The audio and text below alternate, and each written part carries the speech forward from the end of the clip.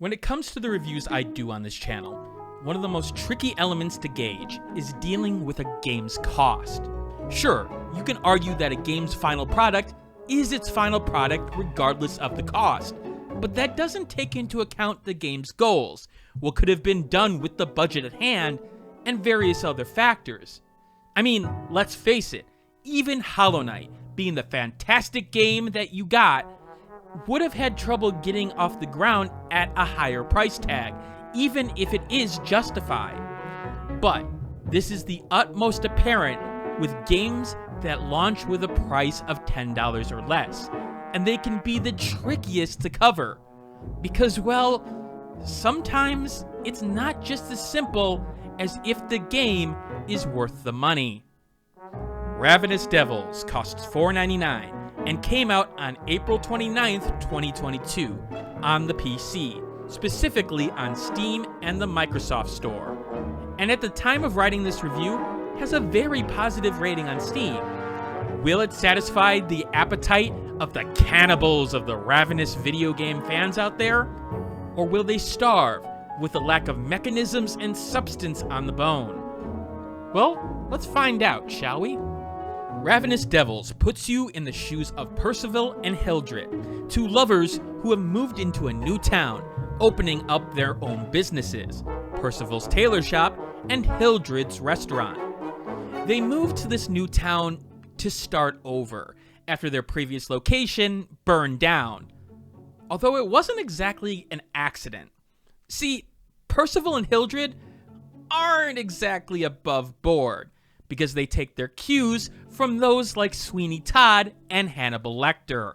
That being, they kill clients and use their clothes and meat to move their business forward, which sets the basis for the game's simulation elements, running both of their shops and earning money while staying out of the public eye. The cycle of the game works as follows. Every now and again, a customer will come back to Percival's tailor shop to get their measurements taken, and you'll have to cut them down in order to earn the resources, such as cloth and meat, in order to create new items to sell to those looking to visit your shops. You'll have to take steps to convert this raw material, however, whether it be sewing the clothing to look anew from Percival, or going through the process of chopping up the body, making the meat into a recipe, and baking a delicious meat pie to serve to your customers via Hildred. This is done through simple actions of clicking on each step in the process, which is only done by one character for the most part. Percival isn't leaving his shop to help Hildred with baking pies, for example, but he will come into play in helping her by making resources in the greenhouse you'll eventually unlock. So unlike the customers now in the hamburger you just made, there will be customers that will come into both shops looking for goods. You'll have display areas to preload items such as sausages and overcoats, which they can buy right then and there when they come in. However, if you don't have anything available right then, they'll wait a period of time for you to deliver it, and the quicker you are, the more money you'll make. They can get cross and leave if you don't respond quickly, so you'll have to juggle your actions on each character as you are to maximize your time without losing precious resources in the process. This is the main cycle of the game, and it's all about not wasting time and resources. Focusing on something too much, like Beatrice getting bodies ready and looking at it and keep on cutting them up without paying attention to Percival, will hurt you, as you'll realize that, hey, the way I get meat is by making sure Percival is killing clients and sending them down the chute, for example. You'll have to juggle things, and the game does allow you to upgrade certain elements to make this cycle easier, like more locations to prepare food, or more mannequins to preload items on. In fact, a good amount of these upgrades are just time or resource boosts, but there are a few exceptions to that. You'll be able to unlock the greenhouse to get more ingredients to make more delicious meals, and even take orders on the fly with tables who will order specific items. Each of these upgrades do bring their own positive and negatives, however. Tables are great and earn a lot of money, but be careful of not overextending your resources, as if you don't have an ingredient on hand right then to make what they want, well, they aren't changing their mind just because you were unprepared. This initial cycle will make a good first impression as you are juggling things for the 3 or so hour game for a run. You'll be interested in what you can unlock, and you'll be able to make new recipes, and it'll be interesting until it's not.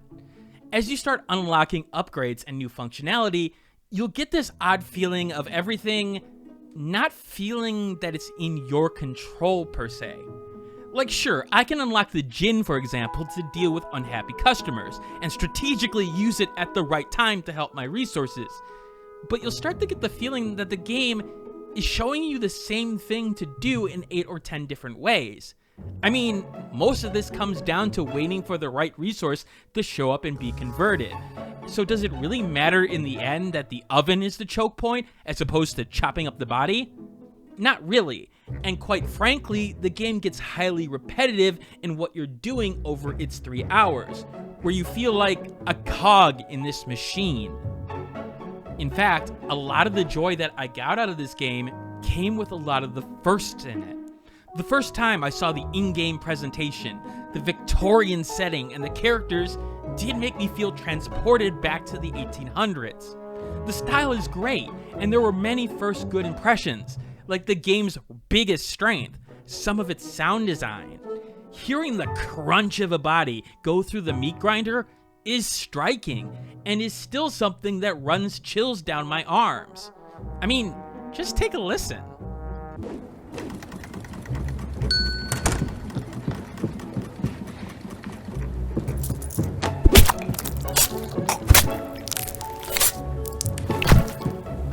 There's blood everywhere.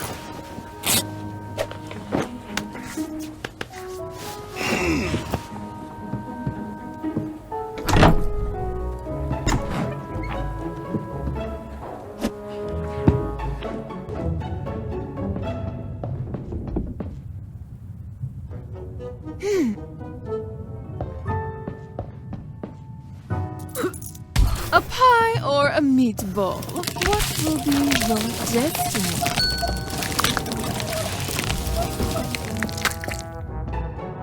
As fast as I can. But one of the big things that you'll experience is that repetition even in the presentation. Seeing Percival do 4 or so different kill animations for the hundreds of people you'll stab with scissors does get old. Seeing how things evolve with your upgrades is great and all too, but you're still in the same old shop with the same look in the end, and it will wear on you visually. You may at this point say, well, Dragnix, that has to happen for the price point of the game to be viable. You can't have hundreds of different animations and visual styles and whatnot for a game that's priced for $5. You can't pay the staff for a game like that while still keeping the cost of the game low, even if you ship a bunch of copies.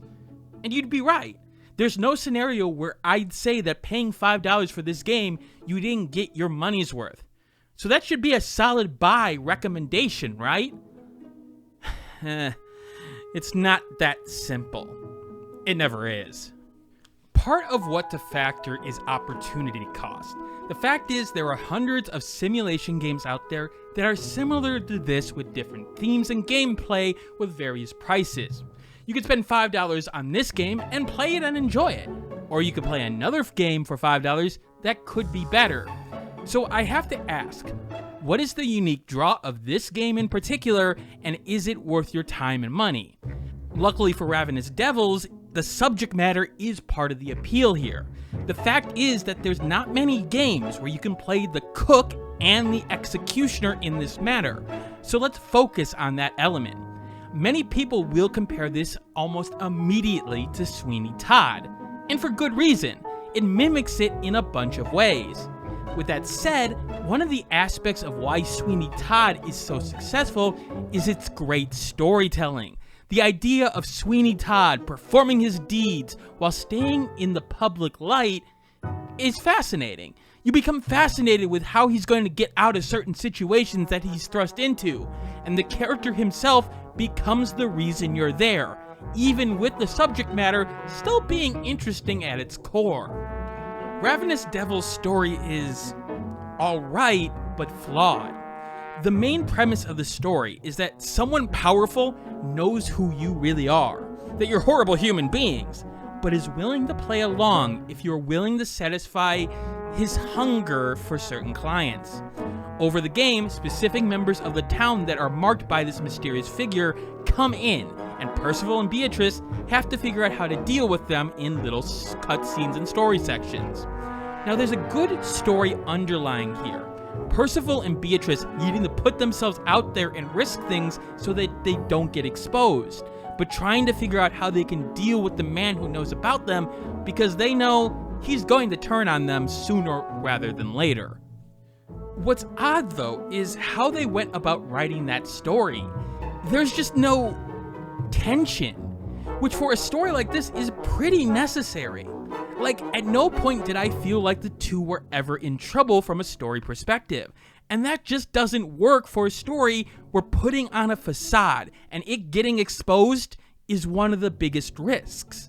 I mean, you'd think at some point they'd introduce maybe a cop that is asking around, or even have some member of the public find a hair in the pie and be like, oh, what the heck is this? Where all these people are missing from going to this store in particular. But no, it's almost like Beatrice and Percival are doing 100% playthrough run on this. Everything is going their way, and it just doesn't feel realistic. And yes, I'm talking about realistic in a game where you bake people into pies. Really, the best part of this writing has to do with side characters you run across that show different sides of Percival and Beatrice in particular. Actually, Beatrice's story with a young boy whose mother has passed away is touching and yet interesting. You see that Beatrice doesn't want to take the chance of being exposed, but obviously has her motherly instincts in protecting this boy come through. Seeing how she deals with the problem in the end is somewhat satisfying, but sadly also really didn't change things in the big picture. Yeah, you see different parts of her personality, but I don't know if she actually grew from this experience or it just showed a part of her that I didn't see before. The climax, however, is where it all falls apart. Like, look, I know, I may be expecting a little bit much out of the game at this point, but if you're going to end the game like it did, well, how did the creators expect anyone to be satisfied with that ending? I don't even know if there are multiple endings. I don't think they are based on what I see, but that ending just makes you wonder why you spent the last 3 hours playing the game. And that damages the game in a lot more ways than one. That's the thing that I kept coming back to when it came to Ravenous Devils. Wasted potential. The fact is that I truly wonder if this game had a lot higher ambitions and had to cut features because of a lack of budget. An example, when you kill a client in this game, you can choose to do a few things to them.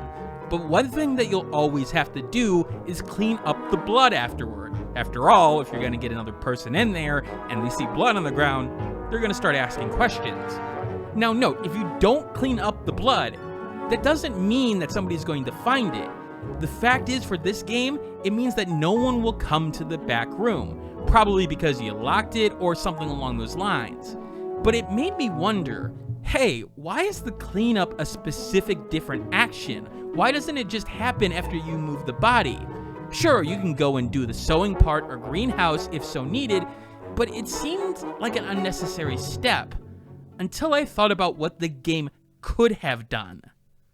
Let's circle back to what made Sweeney Todd so interesting, the tension of him possibly getting caught. Well, think about that in terms of this game. If you gave the action to clean up blood, but maybe didn't clean it up enough, or maybe not at all, and had a customer come in, that would have aroused suspicion. Suspicion that could have been a really interesting gameplay element. Just think about it. Maybe you rush certain actions and do it a little bit more quickly to get things more done, and get sloppy in the process, causing more suspicion to be on you. Then maybe cops come around a little bit more. That kind of mechanic for a game like this would not only have engrossed you more into the world of these characters, but would have also been pretty unique compared to other management games out there. Some have done something like this, but for this subject matter, that would have been perfect. And I think that's part of what was supposed to happen. Now, I know what you're thinking, and to be quite honest, yes, I am projecting what I wanted from the game onto the game. Something I have in the past said is a bad mistake that reviewers do at times. That the game itself made a decision to go this route, and I should not be expecting the world out of it in terms of what I want, especially for this price tag, but what they indicated on the Steam store and things like that. Part of the reason why it's sticking out like a sore thumb to me is that while the gameplay was okay, and the presentation was good for this type of game, the fact is that when I finished the game, I felt deflated and disappointed more than anything, which is rare for me, especially for any indie game with positives like this, and specifically of this price tag. It actually made me go and play some other games with management and simulation elements, and it started to expose how rigid this game's structure was. How that in the end, your choices when it came to pathway of upgrades, for example, really led you back to the same one path. That buying tomatoes over eggs didn't really mean anything in the big picture. That I could play this game again and do things completely different, only to really not feel like the gameplay was different in any sort of significant way. I was just clicking on something different, and it really wasn't my choices that were really affecting things, it was the fact that I was clicking the button. It doesn't help that the difficulty of the game isn't going to really challenge you. I mean, I guess you can fail in terms of some of the customers at times, but really, if you know how to click on things, or just click in general, you'll be fine in the big picture. Again, part of the lack of real decision making is a part of this, and while you can choose some things to pre-do, and maybe a choice here and there will be better in terms of pipelining the tasks, in the end, I didn't feel like I was really the one pushing the success of the game. Really, the most challenging thing that happened was the bug in which Beatrice disappeared in between the floors and never came out, which surprisingly isn't as rare of a bug given some of the reports I saw than I would have thought. So based on what I just said, you're probably thinking that this game isn't worth a buy in my opinion if my biggest attraction from the game is the lack of control over your success. And that's why I made the intro to this video. See, yeah, from an objective perspective, I believe the gameplay aspect of the management simulator is flawed. Yet, if I ask many people who played the game, they'd probably not even think anything like that. They probably enjoyed the success and wouldn't have thought anything of the gameplay design. They didn't notice it. They had fun, and you could have fun. So, a buyability rating on a game that has what I feel is a major flaw that may not actually come into the decision for buying the game in most objective cases. You see my problem here? This is the exact reason that I have an enhancer system on my scoring system. Because for those new to the genre, or really just like the subject matter, this game is great for you. But for people looking for an in-depth experience, regardless of the cost, it's a game to strictly avoid. But where does that leave the game in my objective score? Well, it's nowhere near some of the better management games out there, like City Skylines and Holy Potatoes. But the subject matter does leave an okay impression thanks to the presentation. It's got a simple story that could have been a lot better, but does the job for the cost. And the game makes you feel like you're succeeding and can be fun at points. But it's not a game that's going to blow you away in any one area. And as it goes on, it will drag you down, with a disappointing ending and a lack of gameplay depth. The fact is, if there weren't other great management games out there that you could get at a sale price, it'd probably be higher. But Ravenous Devils gets a 72 out of 100, making it a niche buy at full price, but most likely a good sale buy if you feel comfortable, especially if you're pinching pennies. But that doesn't take into account my enhancer system, which takes the more subjective elements of games and tries to match the game to you. If you fall into one of the following categories, add or subtract that score to the main score. If the first digit of your score changes, refer to this chart to see if the game falls in the buyability rating for you.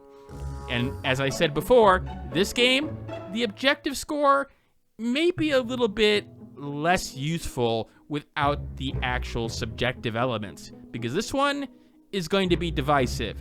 Even if you see the Steam reviews and say, yeah, it's very positive, must be great. Anyway, coming next on the channel, I don't know what I'm reviewing next. Part of the problem I'm running into right now is that the indie games that I'm requesting every week in terms of reviews that are coming up, not getting any responses from anybody.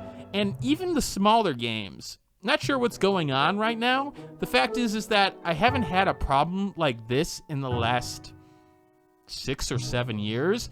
So I wonder if I pissed somebody off somewhere, or maybe somebody used my name and ended up requesting keys and I'm on a blacklist somewhere. I hope that's not it, but you never know.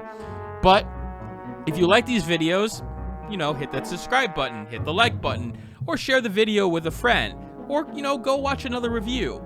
And again, I stream on Twitch, 3 times a week of indie games that you probably haven't heard of. Although I may be doing something a little bit different in the future based on some Twitter interactions. Anyway, this is Dragnix signing out, and as always, keep on gaming.